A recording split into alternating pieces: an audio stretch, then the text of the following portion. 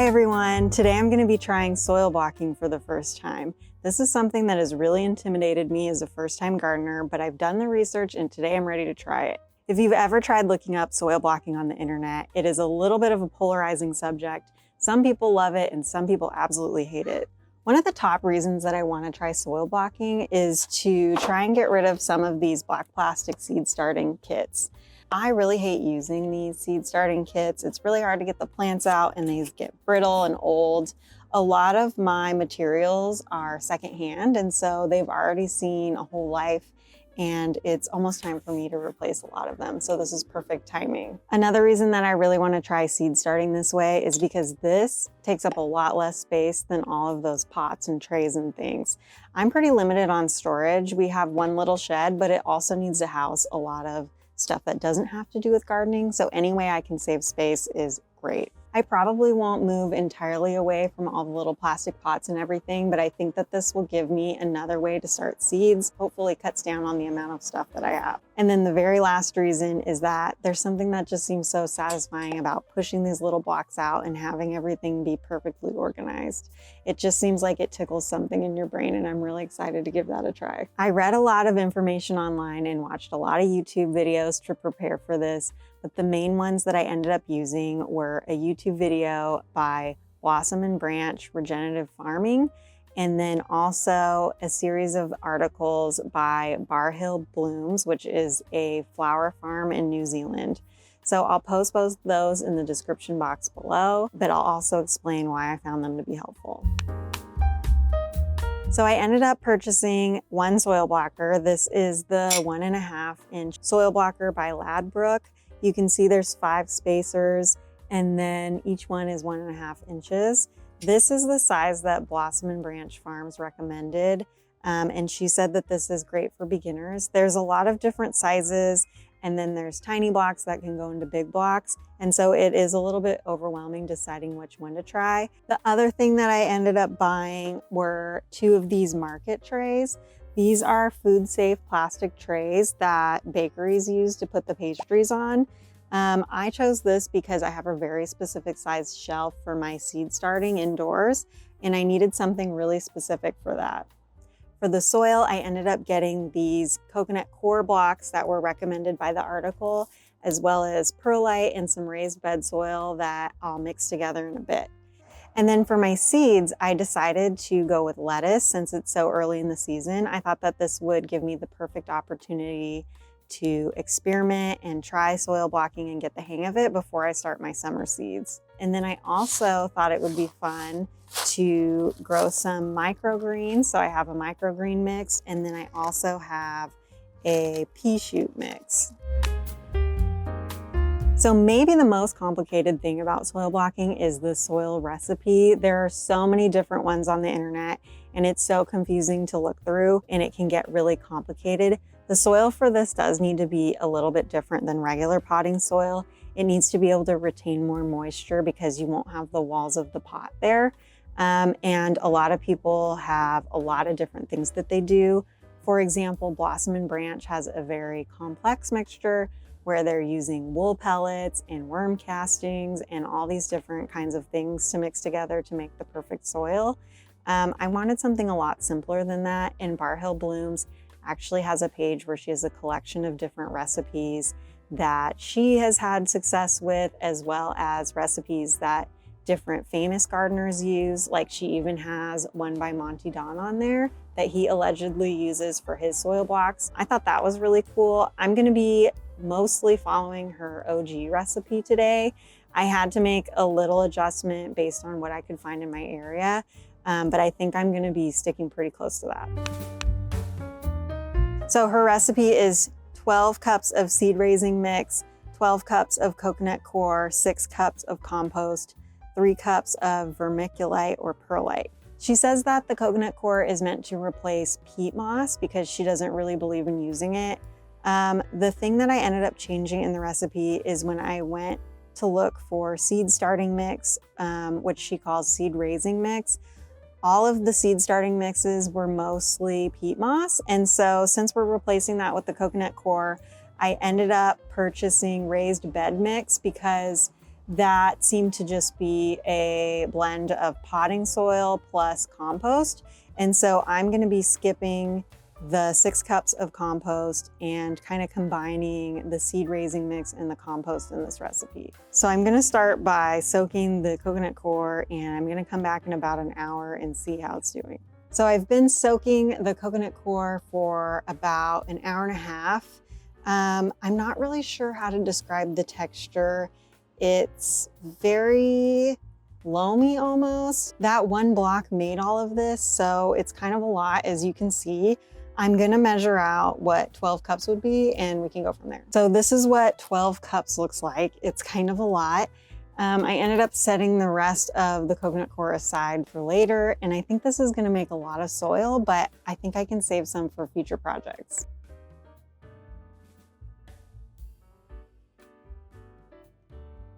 And now I'm adding more water so that this gets fully saturated. So one thing that I didn't do was sift the raised bed mixture before I used it. I was thinking about doing that, but I completely forgot.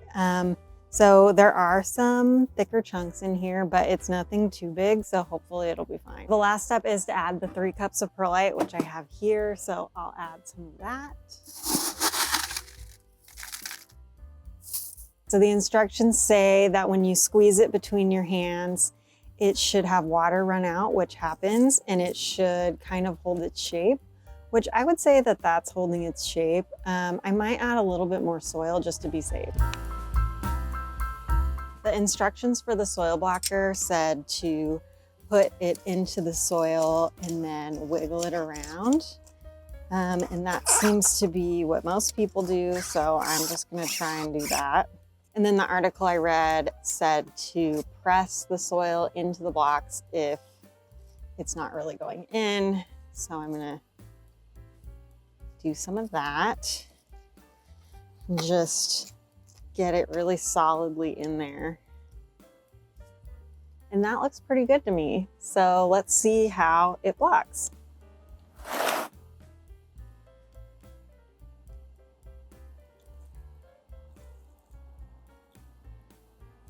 Okay, pressing it. It's a little hard to press. And here we go. That looks okay. Some of the pieces didn't really come out, so they're not perfectly formed blocks. And they don't feel like they're really holding together that well. These ones are okay. That one isn't. Oh, that one isn't either. So I'm gonna throw these back in there, and I'm just gonna give it another try.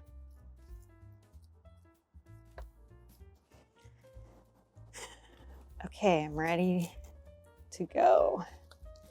I'm pushing down firmly and lifting. Okay, those kind of fell apart. Ooh, yeah. It's not really staying together.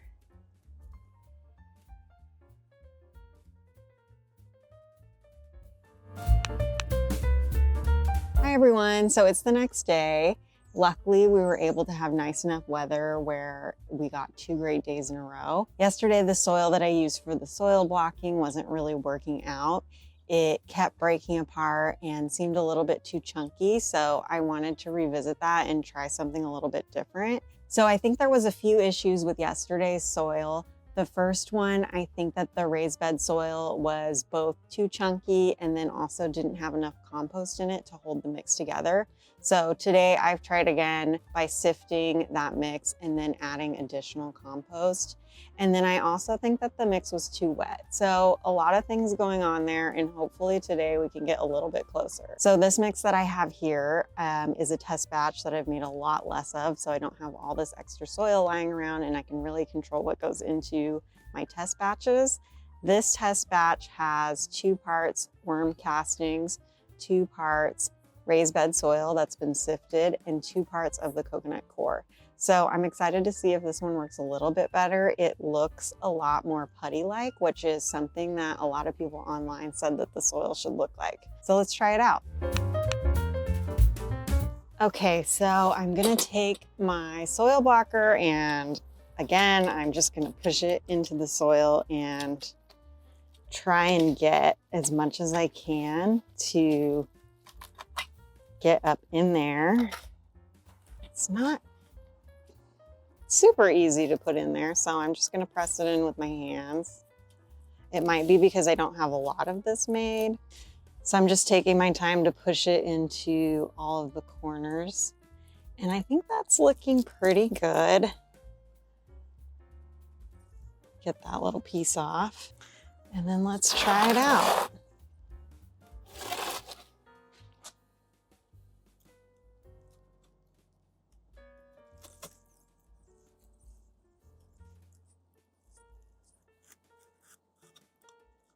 Okay, that looks much more block-like and dense looking. So I think that's what we want.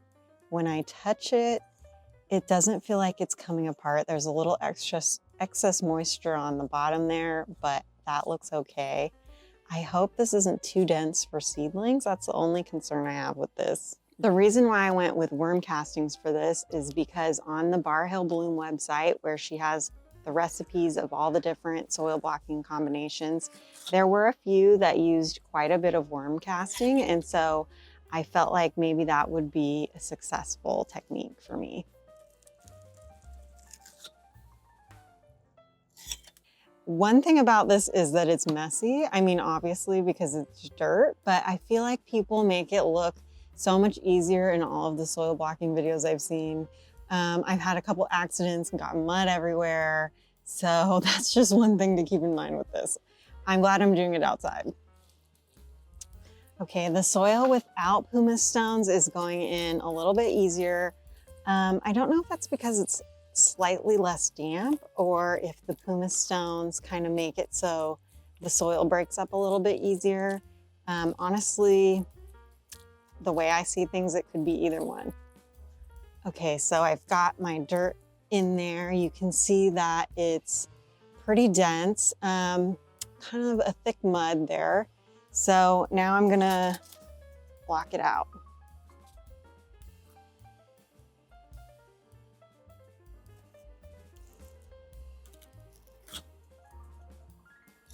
Okay, it is really satisfying to push the blocks out. I am getting a little bit better as I go. The blocks that I'm working on now are a little bit more perfectly formed than the ones previously, so that's exciting to see. I feel like I'm getting the hang of this.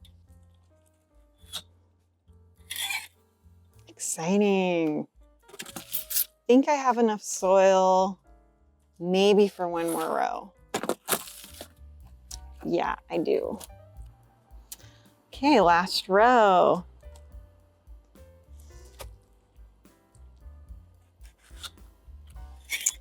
So nice to have a perfect set of blocks. It kind of makes me want to redo the ones in the beginning, but I'm afraid that I'm going to mess everything up. So I think I'm going to leave it. I'm going to clean up a little bit and then we can put the seeds. Okay, so I'm ready for the fun part. I mean, that was really fun too, but it was trials and tribulations there for a minute.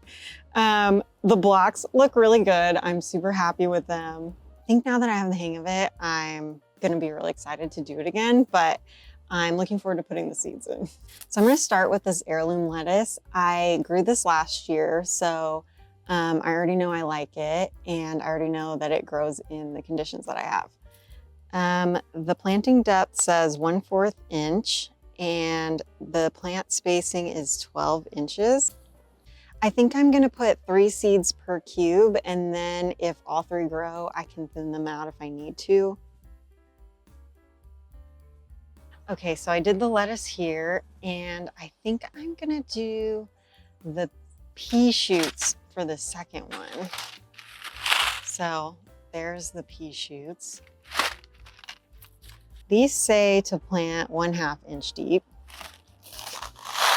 So I'm gonna do that. So I think I'm just gonna put 1 pea shoot per square. And then I'm gonna do a row over here without the perlite. And then in this row, I think I'm gonna do microgreens. So the microgreens are a little bit of an experiment. I don't think they need quite the same spacing as everything else since you harvest them as shoots. So I'm gonna sprinkle a little bit extra in each one. Honestly, I wasn't expecting the seeds to look like this. It looks like there's a mix of seeds, but some of them are really chunky. And I'm just gonna push in the dirt into the hole a little bit since they don't really need that as much. And then I'll sow closer to the top. Okay, and then I think I'm gonna put some over here as well. These ones are hard because they're all different sizes.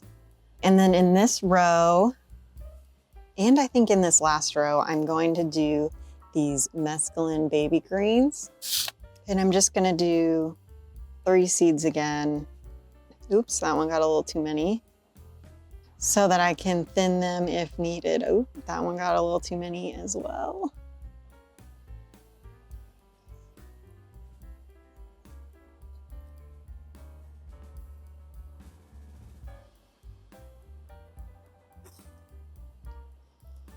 Okay, so I think these are looking pretty good. I'm gonna get my grow station set up and I'll show you what that looks like. So this is my grow station. It's a very simple metal shelf that folds away when I'm not using it. And then I have 2 different levels here and I have an LED light for each of those levels.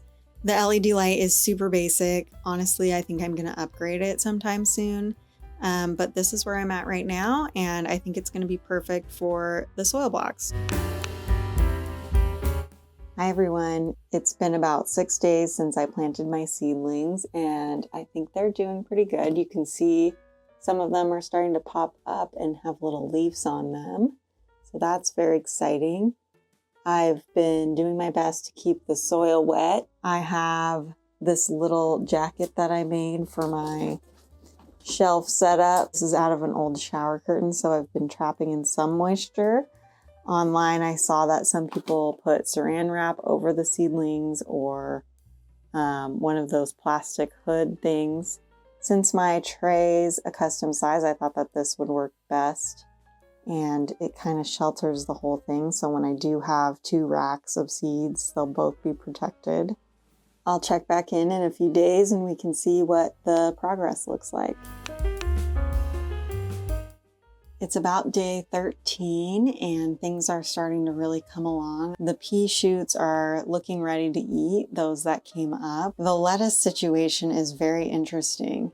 So for some reason, the blocks on the left and right sides haven't really grown. You can see there's some teeny tiny shoots coming up in one plant that's doing okay. But then the blocks in the middle that are growing lettuce are doing a lot better, and I'm not actually sure why that would be. Everything is pretty damp, nothing's getting dried out. I've made sure to keep things moist, so I don't think it's that. The lighting conditions look the same to me. I think the right side is a tiny bit colder potentially because this setup is right next to a door that has a little bit of a draft, but I do have the jacket that I made to go around this entire thing. So I'm really not sure why the ones on the outside aren't growing and the ones on the inside are, but that's okay. It's just really strange. But overall, I haven't had the problems that I usually have, which are fruit flies or gnats. And then also I usually have an issue with dampening off and mold growth. So that's been really nice. This has been a lot easier in that way. This has been a good test so far. I'll check back in when the lettuce grows up a little bit more. Hi everyone, so this is going to be my final update and I'll show you some video of where we left things off last time. So after about day 20, some orange mold started growing around the soil blocks, around the edges of the soil blocks. I had already harvested the microgreens and the pea shoots, so it wasn't an issue for those. And then the lettuce, I was just about to pot up, so it didn't really cause any problems there either. I think overall that this was happening because the ventilation in the space changed. I stopped using the little jacket I made for my shelf after the first couple of weeks. And then I think that more ventilation was needed than just the airflow that was in our home. So that's definitely something I'm going to try to do better on in the future. I definitely learned a lot of things while doing this soil blocking process. The first thing I learned is that humus or pumice, however you say it, is different than vermiculite. So I was seeing both listed in different recipes and things like that. And so I thought they were interchangeable, but it turns out that they are similar but not the same. So next time in the future, I'm going to try using vermiculite in some of my recipes when I make adjustments. Another thing that happened while I was filming this video is that Blossom and Branch came out with a new video with their new soil recipe. So it looks much more simple and actually really similar to the one that I ended up using in this video. So I'm definitely going to look into that a little bit more and maybe make changes to my recipe based on that. I think that my soil blocks are still a little bit too dense for the seeds to grow roots. So I definitely want to see how I can kind of loosen that up and make some changes there. Overall, I'm really happy with how the soil blocks turned out. I definitely want to do this again and keep on trying to improve my recipe. I liked how the soil blocks worked for my space. I think that they work a lot better than the black trays and definitely cut down on a lot of issues I was having with seedlings previously. Thank you so much for being here and coming along on this journey. If you liked this video, I would love it if you subscribed to my channel. And I hope you're all having a great winter season, and I'll see you in the next one.